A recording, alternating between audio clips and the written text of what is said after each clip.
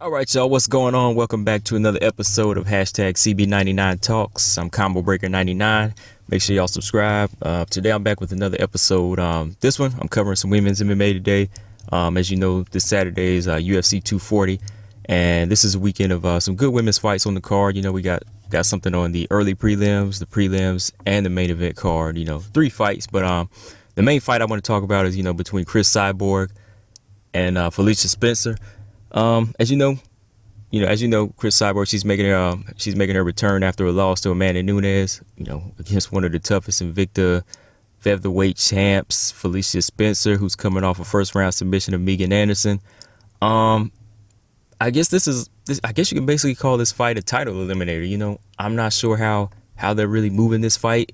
Dana White isn't really trying to put together a solid 145-pound division, so I really don't know, what's going to be the format to this. Like, is it really going to guarantee Cyborg a rematch or guarantee, Felicia Spencer a title shot, just because of the way this is set up? There's no ranking right now. So every time you just put somebody in the 145-pound division, it's just like, okay, if this person looks good, then they're going to be guaranteed a fight. Or let's say if Amanda Nunes vacated the belt, then whoever's at 145, since there's no challenges and you won the best fight, then you get the belt. It doesn't really look good right now. That's why I'm just saying, like, even for the Cyborg, like, if she was to win this fight, does it really guarantee her a shot at Amanda Nunes, giving her a rematch?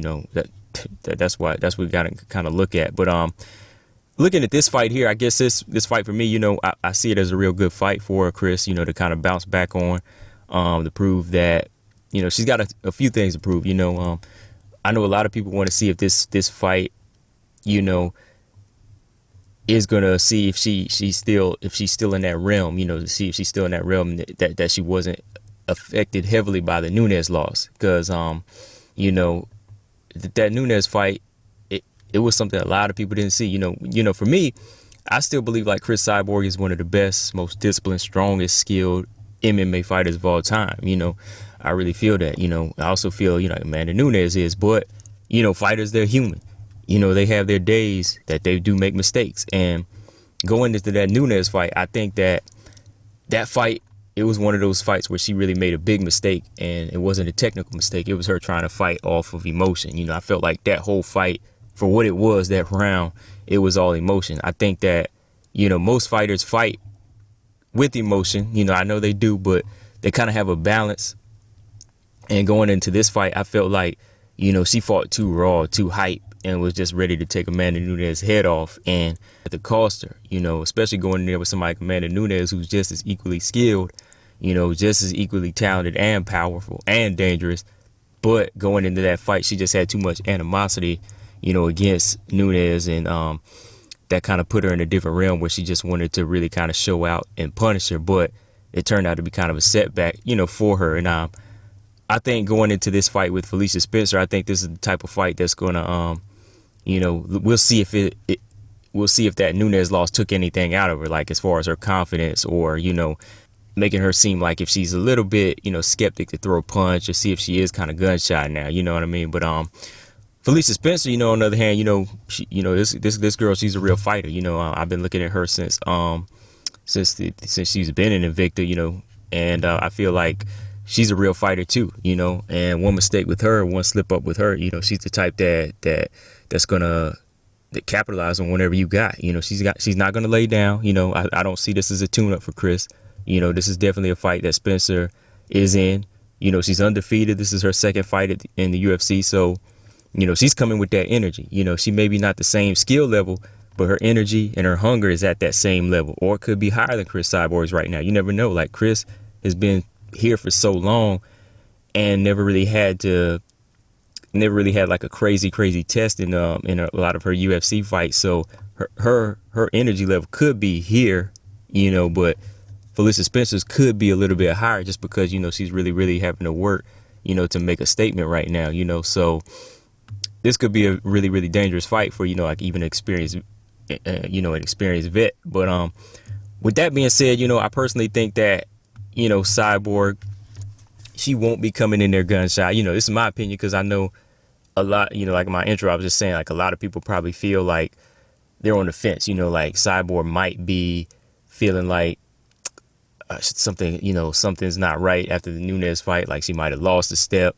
But for me personally, I think that Cyborg won't be coming in gun shy. You know, I think she won't be reluctant to engage. I think that Nunes match was what it was, and her failing to kind of commit to make that a competitive fight, you know, that was just her downfall because her opponent at the time, you know. I feel like Cyborg was just in there in a different mind frame with Nunes, and she kind of brought the wrong energy in that fight.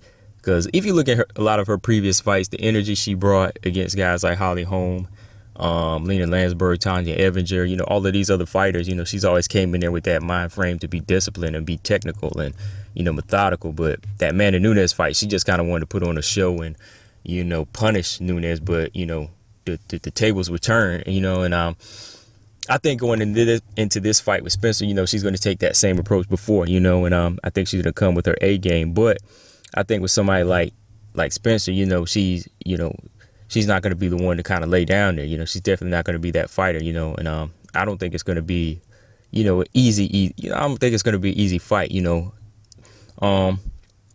You know, like I said, I've been following Felicia Spencer, you know, since a lot of her Invicta fights, and you know, I was surprised what she did with Megan Anderson, you know, but at the same time, I wasn't like I was surprised to a certain extent the way it went, but I wasn't like shocked, you know, because I felt like if Megan Anderson gets caught sleeping 1 minute, this girl is going to be on her ass and she's going to get her out of there, you know. But I thought Megan Anderson like would make this at least competitive, you know. And, you know, she's already been in Invicta before. I felt like Megan Anderson would have did something a little bit more, but Felicia Spencer just showed that, nah, she's got this other level. And right now she really wants to make noise and actually build a name for herself. But speaking on building the name, man, like I honestly felt like Felicia Spencer probably should have waited for the Cyborg fight, you know, maybe taking 1 or 2 more fights. But again, I do understand like why she was quick to say I'll go ahead and take this fight after Megan, is because, like I said, there is no damn featherweight division. You know, there's really no rankings or nowhere to go as far as saying, hey, you know, you get to fight this person next, and then you get to fight this person next to get you a title eliminator. It's just kind of all over the place with the UFC as far as their women's featherweight division. But I think it's time, man, like for some of these other ladies to say, hey, man, I'm tired of squeezing down the bantamweight. We got to go back up to 145. You know, we got Macy Chase on. You know, just somebody like Hurley, Aletz, and Bea Malecki, just the people from this tough show that need to kind of say, hey, you know, we need to put this back together, because right now it's just all over the place. You know, everybody's kind of jumping all over as far as like getting the fights here in this barren division. You know, but like I said, for somebody like Felicia Spencer, I understand why she did go ahead and just take this fight, because, hey, this is the only way she can kind of make her name. And if she does that, maybe it kind of will build a featherweight division, you know, especially for somebody like her, because I feel like featherweight is where she needs to be. I definitely feel like, again, she's going to carry that energy into the fight and some strength that can make this fight interesting if Cyborg was to be missing a step. But I think her approach in this fight is going to have to be really controlled this time. You know, it's going to have to be a lot more pace for Felicia Spencer. She can't expect to dog Cris like she's done like a lot of her past opponents and not get countered. You know, Felicia's really good at pressing that action on the ground and standing against all of her past opponents. But I think, you know, definitely, you know, Cyborg, she's another animal. And I think that Cyborg's power and her accuracy is what's really going to dictate the pace of this fight. You know, as long as she doesn't come in there, you know, missing a step, like I said, or gun shy, I think that Cyborg would be able to, you know, dictate that pace. And now if Felicia was to be able to take that power and get in early, she could make it interesting. You know, I think even on the inside of the clinches, you know, it's going to be tough, because I think Cyborg, you know, she still has some underrated, you know, clinch work, you know, her knees. I feel like she can still kind of control the inside there with just her strength, and she doesn't really, a lot of that stuff she doesn't really have to use all the time. You know, that's why I think a lot of people kind of forget about that, and they might kind of think she can just go in there and get, you know, manhandled or dominated. And I think if Felicia, she gets in there, you know, she's gonna have to be prepared for a war, you know, to give and take with knees or like elbows on the inside. She's gonna have to make that a give and take war and be able to take Cyborg shots. But, you know, again, looking at like Felicia as a whole, you know, I think she's a very raw, talented fighter. You know, she has some raw skill, and she has a lot of good energy and heart with her that just makes me say she's a natural fighter. She really just goes in there and she really wants to end these fights, and that can be dangerous. I mean, it's a good thing because when she goes in there, she really presses the action and she presses her opponent. She's coming in there with that attitude that says, I'm stronger. I'm the better fighter. I'm going to just disrespect your skill altogether and take what's mine. But sometimes that style doesn't work. Sometimes you're going to meet somebody that is your match that knows how to balance that, that energy where it's like, oh man, like I got to disrespect you. But not everybody can be disrespected.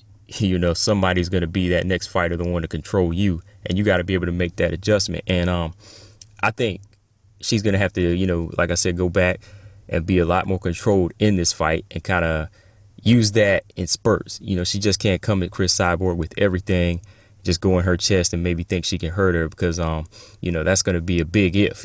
That's a big if for Felicia Spencer. But, just seeing Cyborg's work in the past, it's a lot more possible she can hurt Felicia, early, or maybe get her out of there early. But another big if, because Cyborg, she still possesses that power, man, that accuracy that Spencer's never faced before, and just overall experience. So I think that I really think that if Felicia can do what other fighters couldn't do and make it ugly and take these shots and still keep coming, she can make it a fight. Not guarantee her a win, but she can make it a fight. So yeah, man. But let's look at my prediction. I have to say, going into my prediction, I'm still gonna have to say I have to pick Cyborg in this fight. I don't see this fight going a distance. I may be seeing it maybe go maybe three rounds tops, but I think if Cyborg establishes a jab early, if she has the backup from Felicia, like if Felicia comes full storm, I think on the back foot favors Cyborg with a good jab, and if she sets up some good counter rights, I think that's really going to get Felicia Spencer's respect early and kind of back her up if she chooses to come forward. Now, if Cyborg wants to meet Felicia in the center of the octagon with her striking, I think she could stop Felicia early. I think if she can keep Felicia just standing and waiting and anticipating her, then I think she can nullify Felicia's overall offense, which is to come straight forward and dog her and, get her down and try to, just put her weight on her and beat her. But I think if Cyborg controls it in any of those positions where, she makes sure she's dominant with a good straight jab and her right hand and her power right off the top, I think Cyborg will make it a dominant victory, so I could probably see it going inside 5, 3 rounds tops. But don't be surprised if you see a first round stoppage too. But Felicia, let's say if Felicia was to pull off an upset, it has to be her using some feinting as far as her trying to come in, and I think keeping Cyborg at an outside range and making her guess. And by guess, I mean she has to kind of reverse the table and make Cyborg wait, make Cyborg anticipate her coming in, but keeping her at a range where she can use her high kicks and head kicks. Felicia Spencer can use her high kicks and head kicks because I think Felicia's going to have to get on the inside of the power early and kind of surprise Cyborg with some straight dog takedowns. I think she'll have to just get her to the fence and maybe just hit those bursts and just take her down and slam her, and then try to get that ground and pound in. Because the longer she makes the fight, I think it's going to be in Cyborg's favor. So she has to get her down, make it rough and ugly, get Cyborg on her back, or get to Cyborg's back, putting her weight on Cyborg, and maybe somehow trying to get that rear naked choke.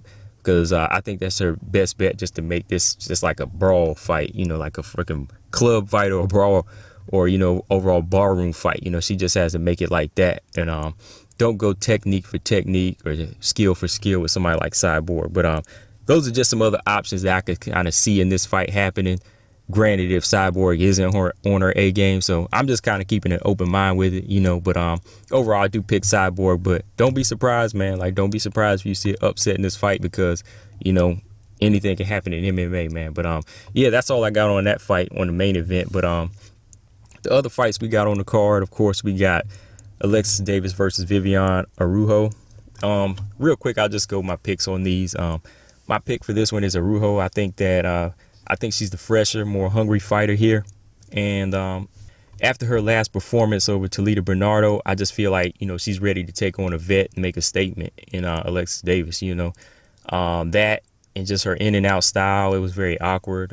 Just watching her fight, she had this kind of weird timing and power on her shots that I just kind of feel like it's going to give Alexis Davis trouble, if Alexis Davis isn't on her game. And I would kind of lean more towards Davis, just off her experience and her style and her heart just to stay in a fight. But, she's lost her last 2 fights and didn't really look good in that Caitlin Chigurh fight. So I'm just kind of looking at it now just to see who's kind of on the hot trail and who really wants to make the statement. And I think that Viviane, her kind of switching levels with her leg kicks and coming up top with the strikes and that keeping that power on the end of her right hand, I think that she has the ability to kind of capitalize on somebody like Davis at this point.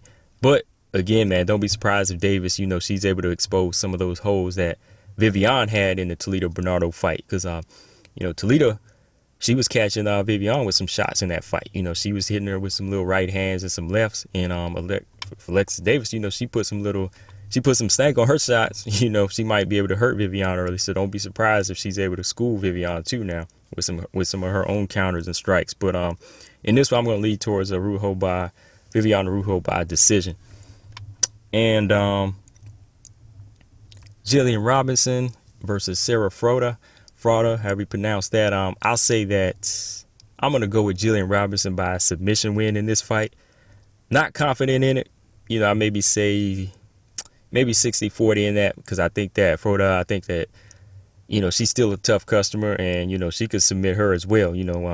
Robertson, I still kind of think she's a bit green in the way she comes with her takedowns. And I think she's still kind of polishing her overall offense whenever she wants to get somebody to the ground. But, I think she's tough. And I think she's trying. And when she keeps, trying and really gets under her opponent's skin, she's able to get him down. And when she gets him down to the ground, she kind of mauls him. And she's kind of hard hitter on the ground. And, she really keeps trying until she gets you in a position to either arm bar you or rear naked choke or just kind of wear you down so she can choke you out. But looking at her last loss, like I said, she was a little green in that one, got a little sloppy.